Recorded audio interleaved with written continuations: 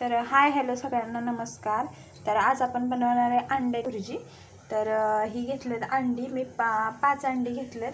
त्याच्यासाठी आपल्याला मसाला बनवायचा आहे। मसाला हा घेतलाय कांदा, खोबरं, टोमॅटो, कोथिंबीर आणि धने घेतलेत थोडेसे आणि थोडंसं आलं आणि लसूण।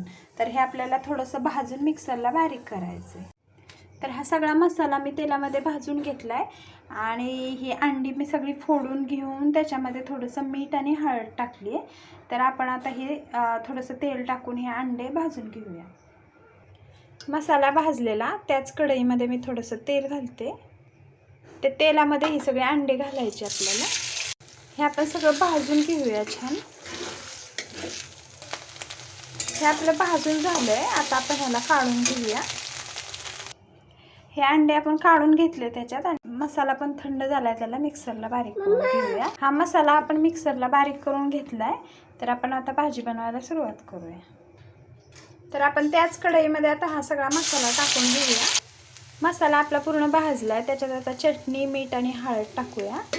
मसाला आपला भाजलाय, आता ह्याच्यामध्ये हे अंडे घालूया, मिक्स करून घेऊया। थोडीशी कोथिंबीर घालायची आणि मिक्सरच्या भांड्यामध्ये पाणी घालून घ्यायचं,